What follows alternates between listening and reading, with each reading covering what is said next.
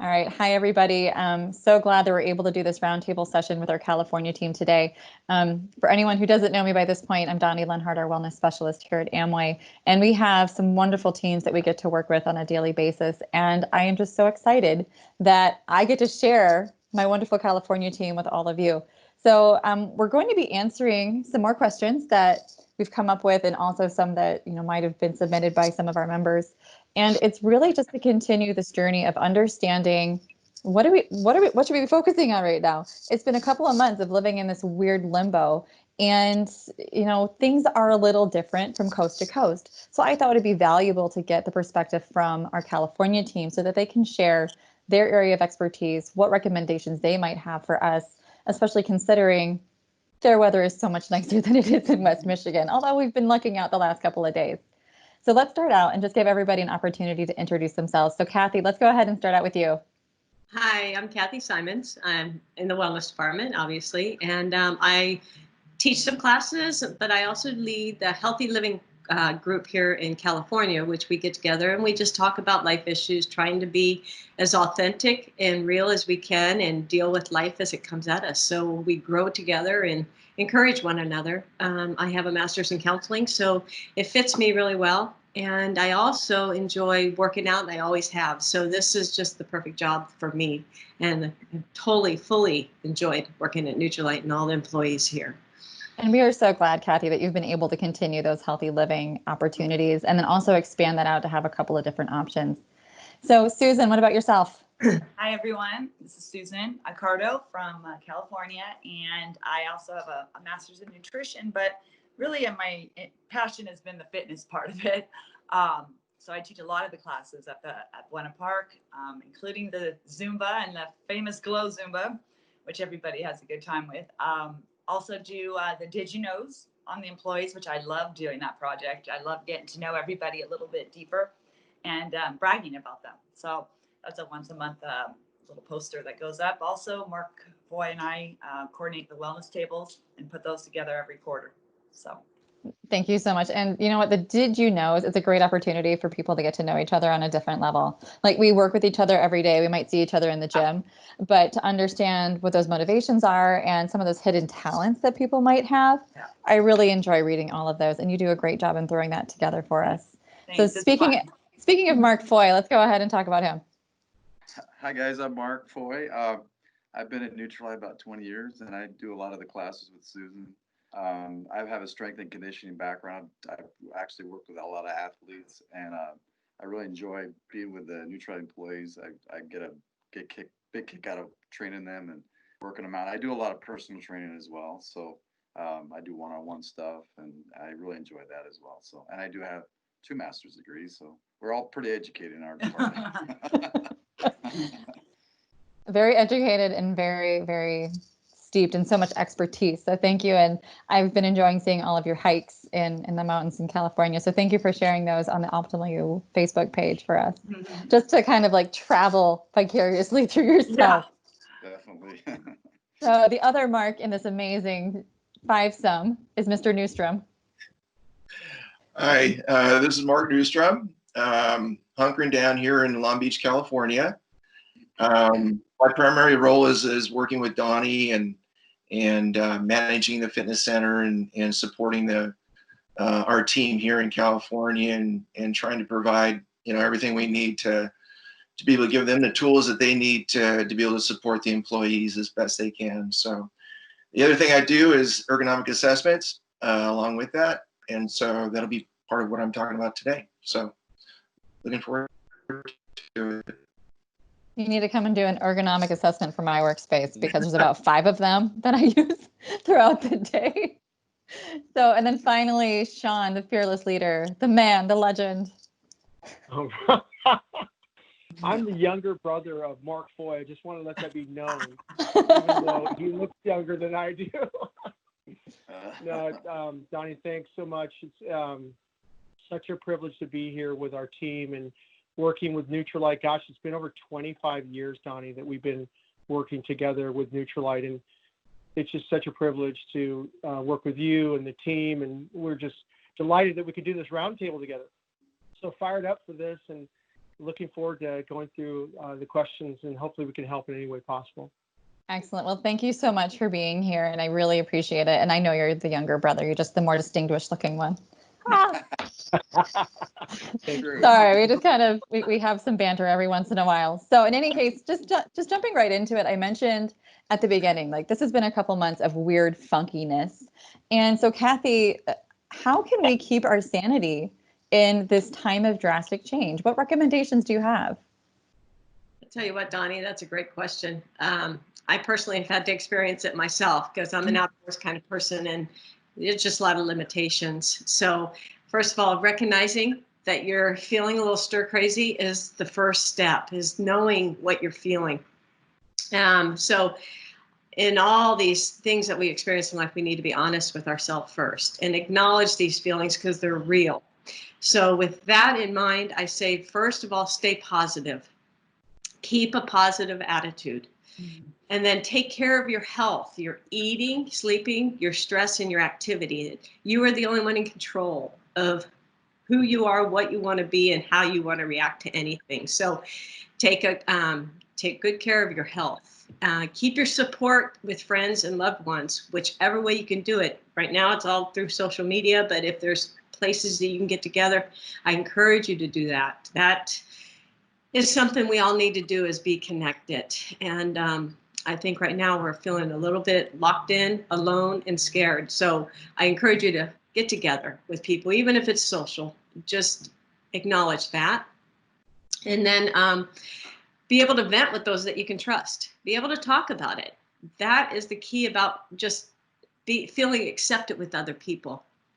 And knowing that you're not alone. So you need to be honest. Then also keep a regular schedule.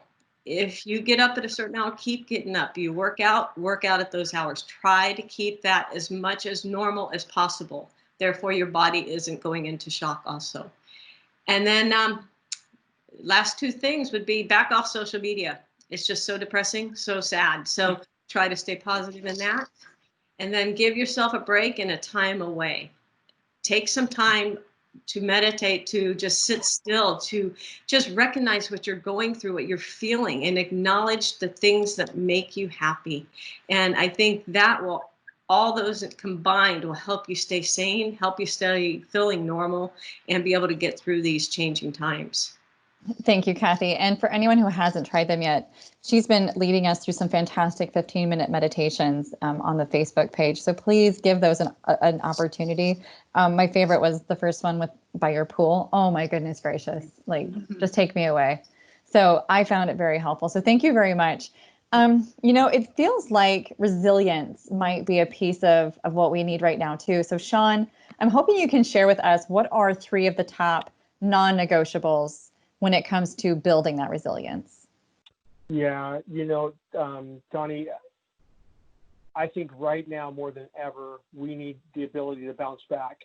And that really is, I think, a really great definition of resilience, is really one's ability to bounce back. That when you're going through difficulty or stress, that you actually have the wherewithal to bounce back. And I really think there's 4 steps that I would highly recommend. And we've actually been testing this model for quite some time now, and it's just the acronym RISE, R-I-S-E. And this is something that I would highly recommend looking at. So the first step is renewing your spirit. What can you do? Like Kathy was talking about, how can I renew my spirit every morning? The tendency is to go straight to your phone or maybe the news. We would encourage you guys to think about that, renewing your spirit. If you're faith-based, it could be a time of prayer. If you're not faith-based, it could be a time just to focus on your purpose for the day. Connecting with meaning and purpose is overwhelmingly shown that it really gets us through difficult times like this. So really, literally just even listening to music or getting outside and exploring nature, just taking 1 minute of time just to renew your spirit is critical. And I think the next step is igniting your mind. There's overwhelming research on the area of gratitude. Literally just taking a moment, getting a journal out, and writing down 3 things you're thankful for will change the trajectory of your day. Because oftentimes we have a tendency to get up and we start thinking, our mind just goes there. And we've all been struggling with it, where we have a tendency to either feed our fear or feed our faith. And so the tendency is we really want to encourage people to just start with being grateful. Write down just 3 things that you can be grateful for. And then the S is sharing your heart. Kathy kind of already talked to this of being able to share honestly where you are. That's so healing. But I would take it another step as well. Who can you share with today? Who can you perform an act of kindness to? Believe it or not, the research is overwhelming. Just taking the moment to text someone, call someone, just see how are you doing can not only change their day, it can profoundly change your day as well. And then the E really is what our team is all about. And really the first 3 is energize your body. And how do we energize our body? What can we do daily to do that? So obviously Susan's going to talk much more about this, but from a nutritional side, what can we do nutritionally to eat clean, to eat well? Because it's so easy during this quarantine time to just eat whatever. It can affect your energy profoundly. And then exercise, that's one of the things that we recommend. It's just moving, even a minute of movement. I think we have a tendency, Donnie, to think about exercise just from a purely health perspective, but the research is overwhelming that motion dramatically impacts emotion. When we move, even if it's for a minute or 2, or doing Kathy's meditation time or Mark's HIIT train or Susan's Zumba class, it changes the way we feel. We feel better. So just moving for our emotion, I think, is critical. And the last one, sleep. And how can we improve our sleep? What can we do? That's a critical time. So really protect your sleep. I would encourage folks just to think about a digital detox, like literally putting your phone, your computer, all screens off. Give yourself 30 minutes at least away from your screens before you go to bed. It will make a difference with your sleep. Ideally longer. If you can do it 2 or 3 hours beforehand, that will help you even as much as well. So, those are just a few things, Donnie, we've been testing and working with people on.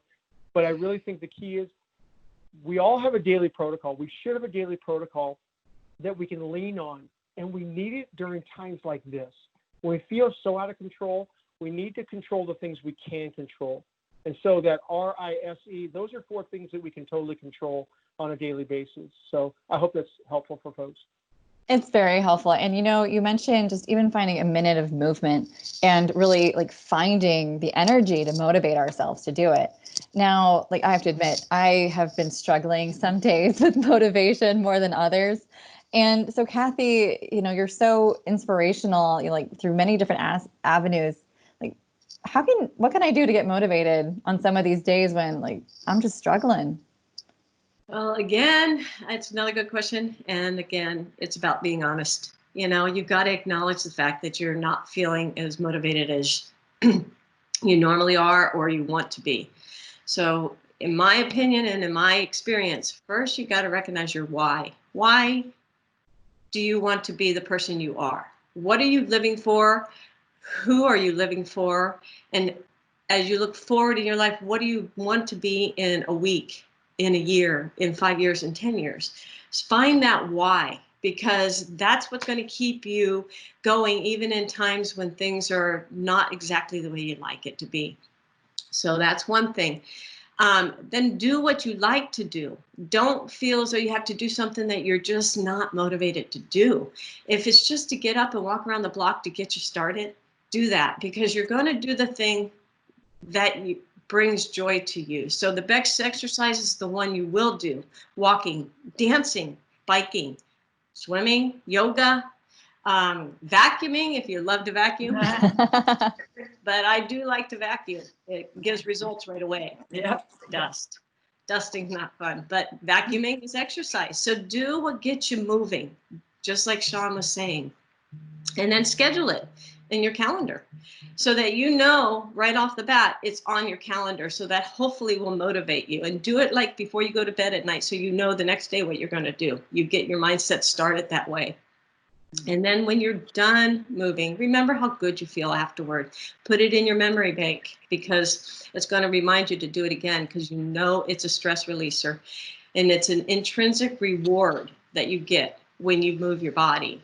And then if that's not enough, set a goal. If you're the kind of person that needs to get motivated, and you need other people, set a goal, get a group together, challenge each other. That can help motivate you because other people's energy creates energy in you. And then last but not least, reward yourself. It might be something small like a leisurely trip to the bookstore, or something big like a good massage, or I don't know, get to buy something you haven't bought yourself in a long time. We need to be positive in all aspects. So do what you like to do, just get up and do it. And that should help get you through that lack of motivation time. Well, thank you. That's helpful. So I think what I'm going to do is I'm going to save up some of my money, and instead of buying something on Amazon, once the massage parlor reopens, Yeah. that'll be my reward for myself, right? As long as I hit my exercise goal for the week, that's what I'll go ahead and do. So speaking of exercise goals, Susan, like how many days a week should we exercise, and how long should those sessions be for us to get the most benefit? Okay. Well, the National Academy of Sports Medicine recommends 150 minutes a week of moderate intensity exercise, which equals out to about 30 minutes, 5 days a week. And that can be broken up into different segments. For example, you could take the dogs for a walk in the morning, 10, 15 minutes, and then again in the evening for 10 or 15 minutes. And there you got your 30, and the dogs will be happy. Also, though, if you're trying to lose weight, you probably need to bump it up a bit. You could maybe do 45-minute sessions. And also to make sure you vary the type of exercise that you do. You know, you got to cross train, I guess is the word I'm looking at. Don't do the same thing every day because our body gets used to that. And sometimes we need to shock our body to see any changes or results. So, for example, if you like to dance and do Zumba one day, maybe go biking another day. Make sure, though, you include 2 days at least of strength training. Super, super important for sculpting your body, losing weight, and overall health. So basically, think about it, 30 minutes, 5 days a week. You could do things that make sure you give yourself a day of rest. And, you know, it doesn't have to be a day of absolutely doing nothing, sitting on the couch. Active rest would be, you know, just like Kathy said, vacuuming around the house, gardening, all those things that add up to activity are also important and are a big part of your calorie expenditure throughout the day. Sometimes we don't realize that. I'm one of those kind of people that never sits down. I'm always doing something, you know, cleaning, cooking, gardening, painting. So anyway, so all those things add up, you know, to a lot of calories burned. So it sounds like as long as we're getting the recommended amount of exercise every week or vigorous activity, like we should be at least maintaining. So if we, you know, take your recommendation of like walking the dogs or whatever it might be, it sounds like an interval workout might be a good way just to kind of stress that system that you were talking about. Yeah. Mark, I know you put a lot of those interval workouts together for us. What's something good that someone could do at home? Don, I think it's very important to have that routine down. Like for myself, I'll actually do this interval workout I'm going to share with you in the morning, and then I'll actually do my running workout in the evening.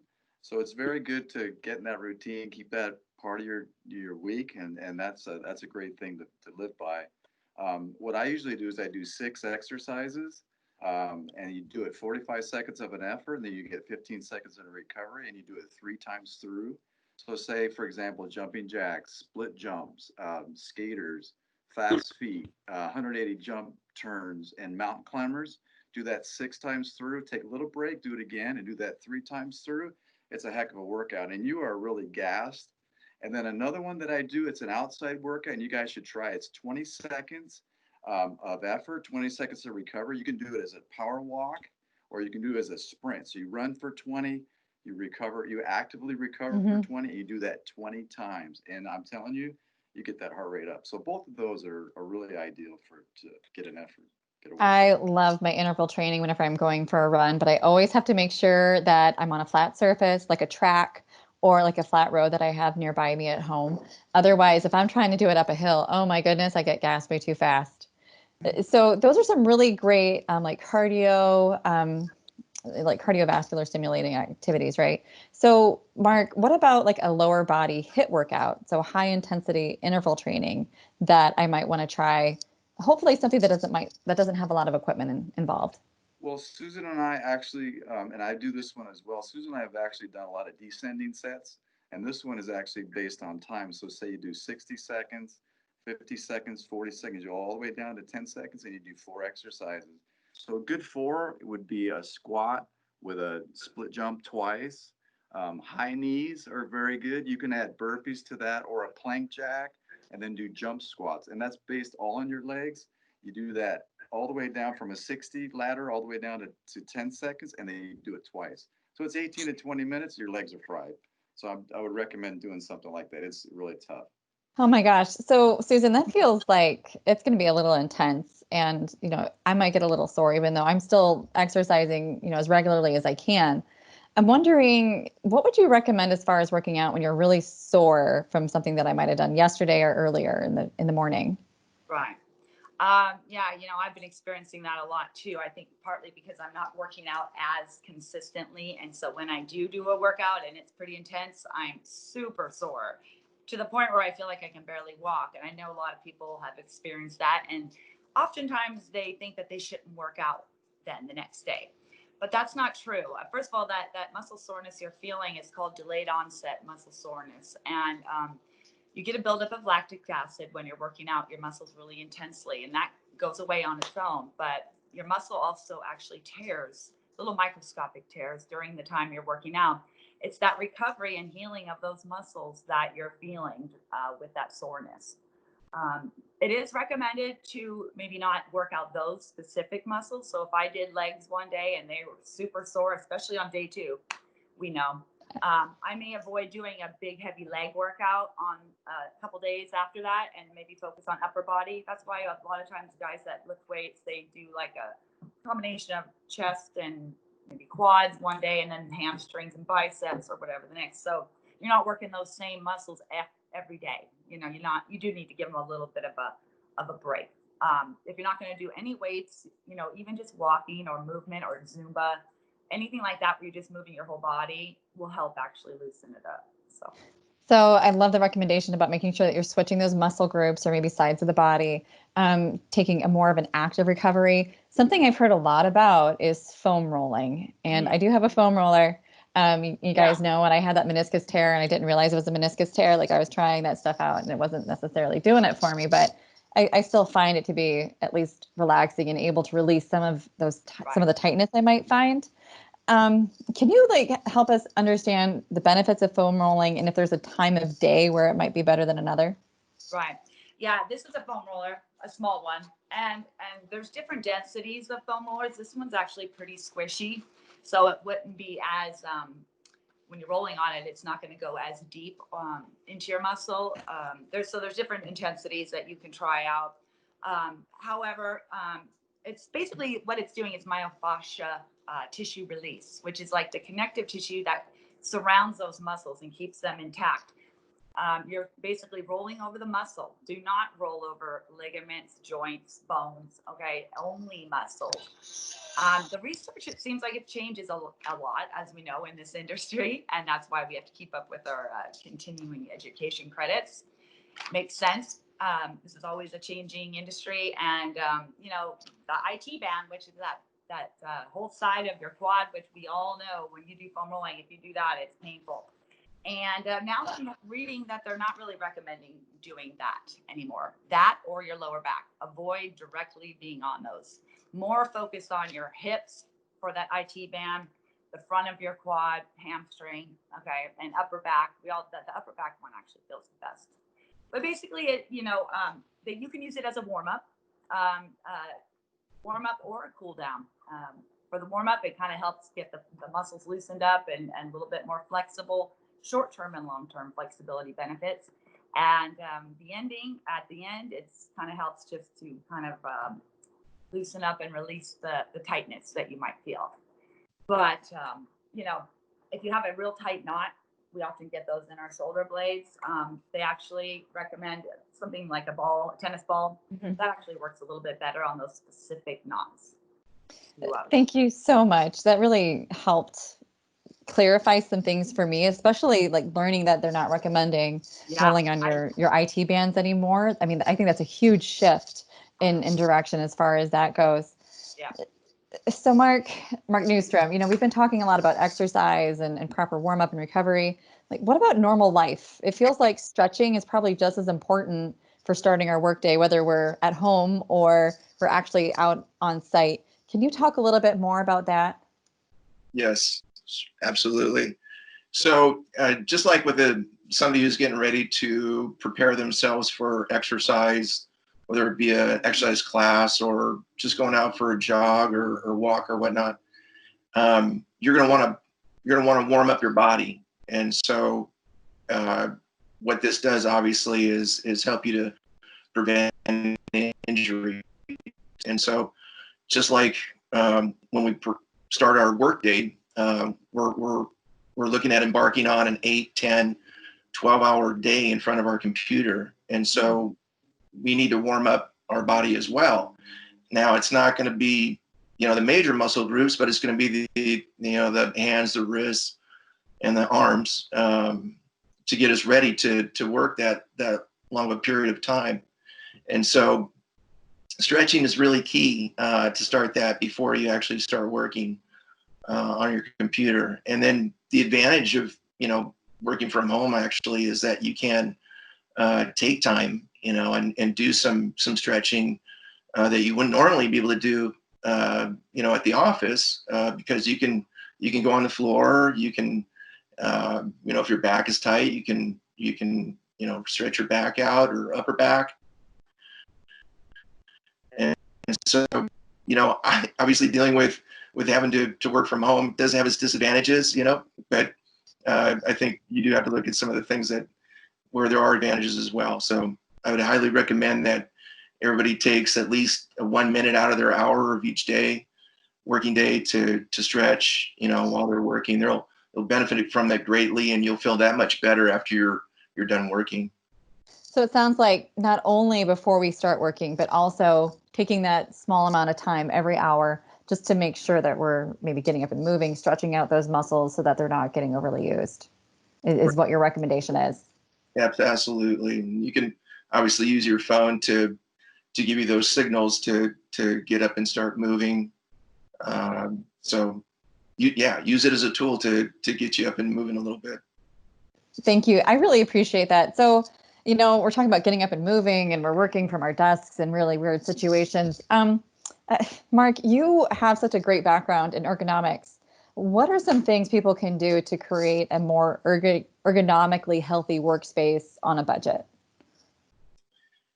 Good question. I guess it depends on what your budget is. If it's next to nothing like mine, then you have to be very creative. You have to use your imagination.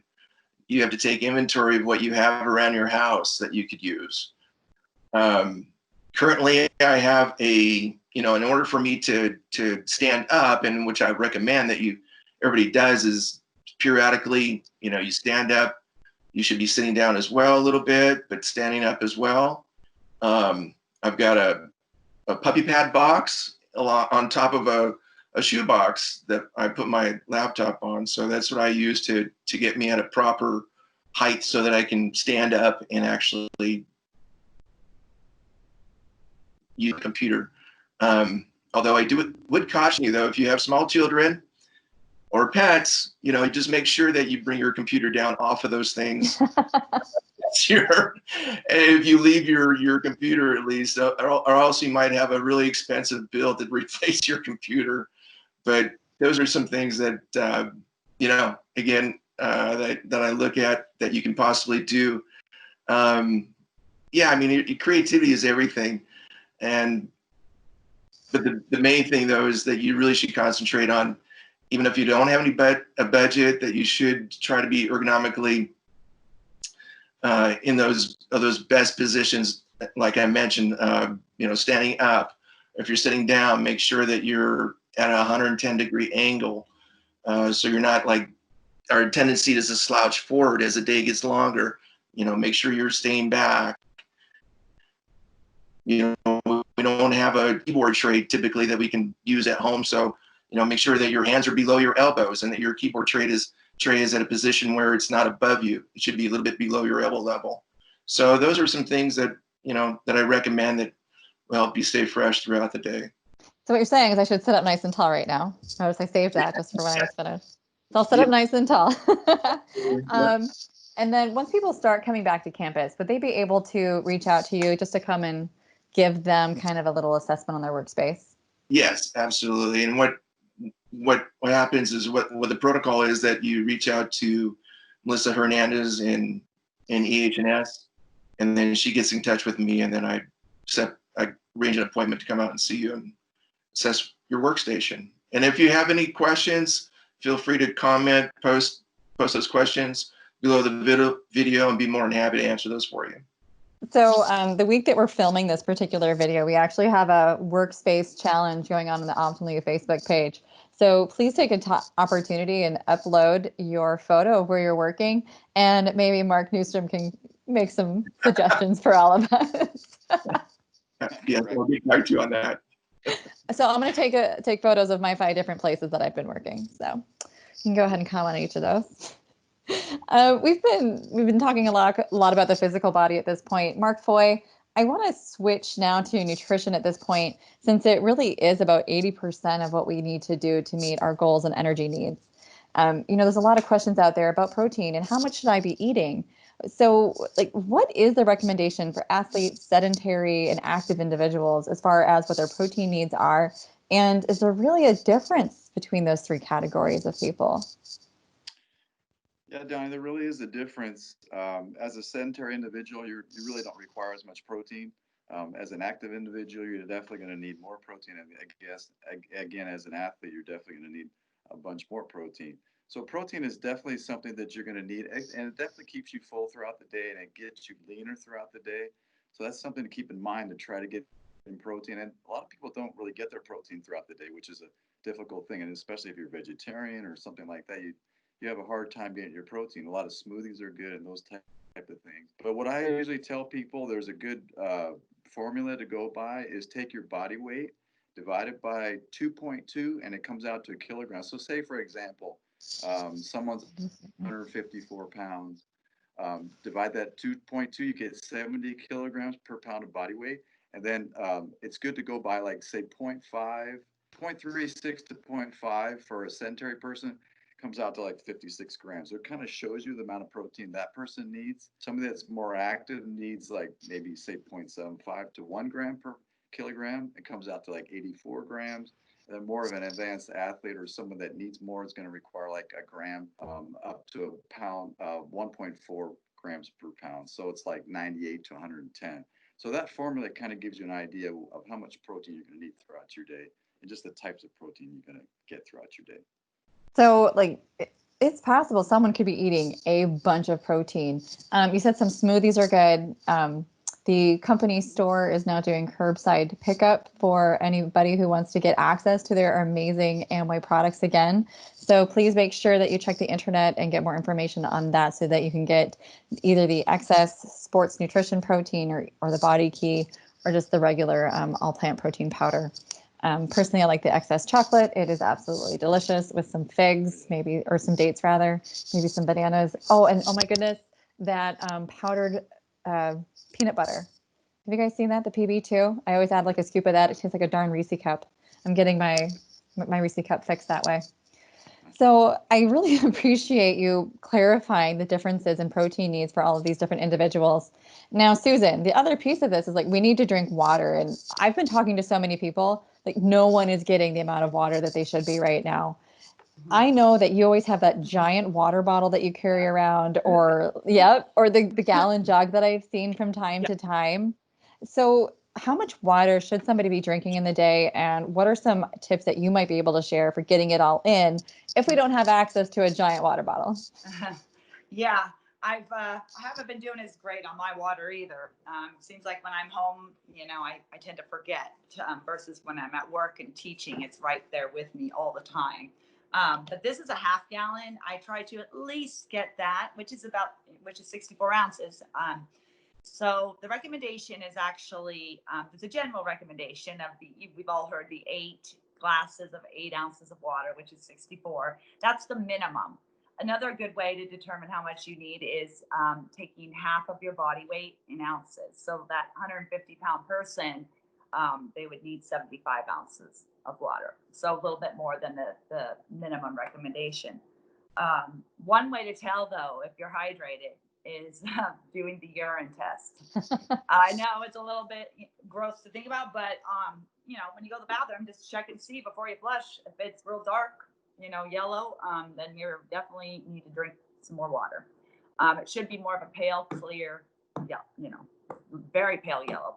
Another thing, though, it's interesting. I just found out too that they used to say that caffeinated beverages like coffee and tea didn't count towards that fluid intake, but it actually does. It doesn't have as much of a diuretic effect as they once thought. So that's good news. And also a lot of foods have there are certain foods that have a lot of water in them as well. And that does help count towards your fluid overall intake.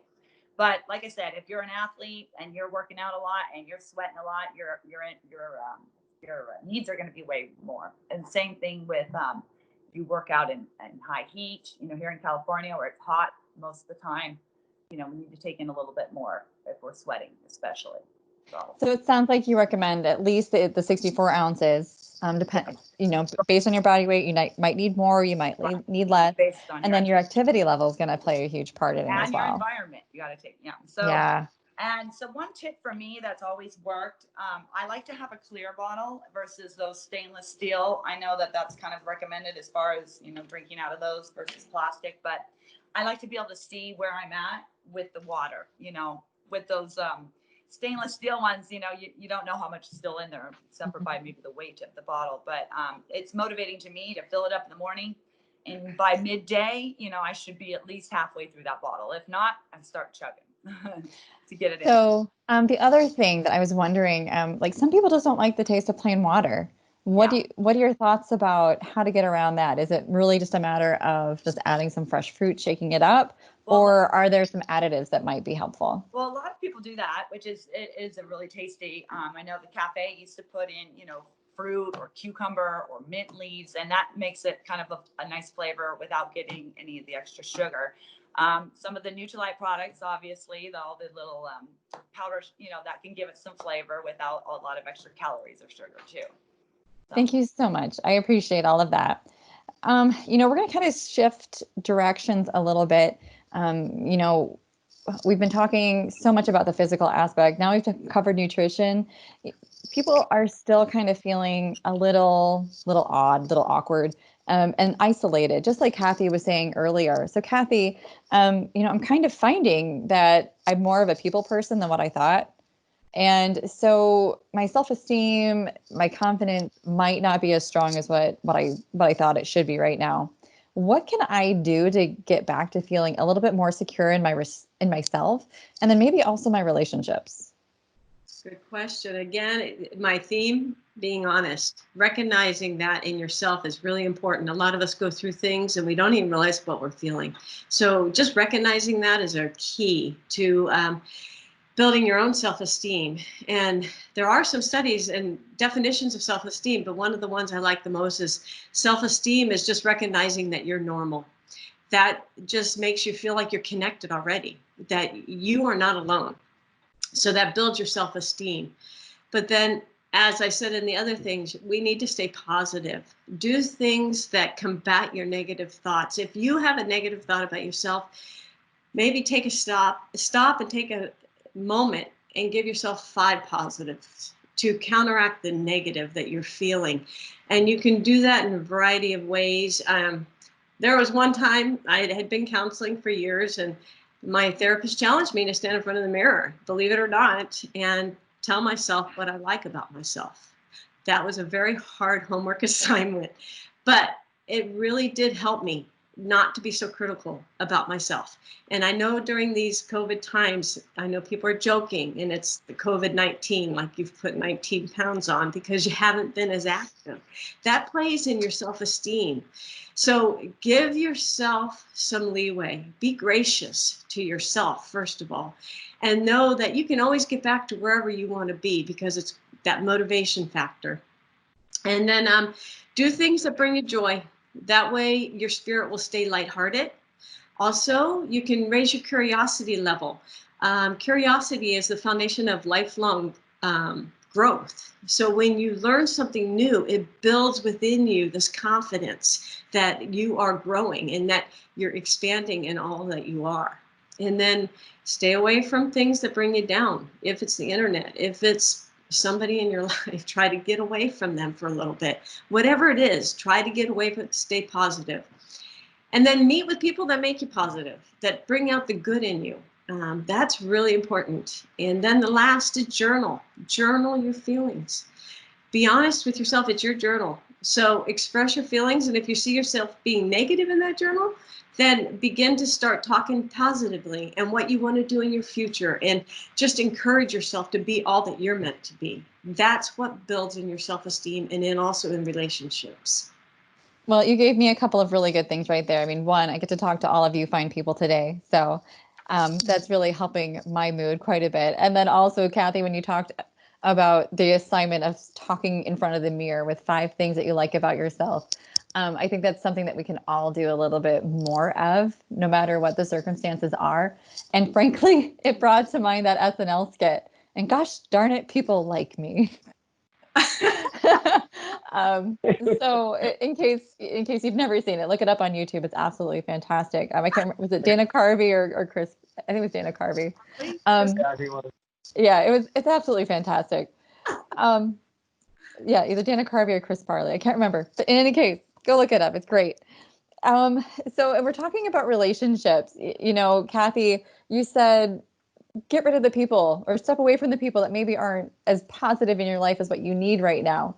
Sean, what are some proven ways to strengthen our relationships, whether it's with the positive or the negative people, especially during times like we're having right now? Oh, Donnie, it's such a good question. And kind of dovetailing on what Kathy was talking about, I think the first relationship is honestly with ourselves. And Kathy's brought up a number of times, just being honest. One of the things, though, I think is really helpful is having a growth mindset. Carol Dweck is a famous researcher and written a book on really this idea of really giving yourself that grace. I think 2 words that are really powerful are grace always. Give yourself that break, that opportunity to fail. And what I mean by that is the acronym FAIL is first attempt in learning.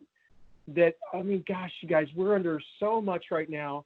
There's so many things that are coming at us and at our relationships. And I think giving ourselves that grace, we'll also be able to give it to other people as well. So maybe there's some difficult circumstances you're going through right now that you've never been through before. I mean, for example, like, how is it? I mean, my kids are old now, not old, they're 25 and 23, but they don't require homeschooling. And I can only imagine for those folks that are homeschooling as well as working at home. And oh my goodness, right? Yeah, right? Yep. So extending grace to yourself first, like Kathy said, we're human, right? We are going to make mistakes, but allow yourself to learn, allow yourself to experience other new things. And similarly with your family and friends, I always encourage people to ask this one question. What's one thing that I can do that I know if I did it on a regular basis, it would profoundly improve my relationship? And what's that one thing? It could be simply a date night. It could be stepping away. And I know there's a lot we can't do right now, but what can you do? It could be just a walk together. It could be reaching out to a family or a friend. It could be writing a note. This is a perfect opportunity. I've heard so many beautiful stories on the internet, on Facebook, and people sharing that they're actually writing thank you notes to their families and their friends and loved ones.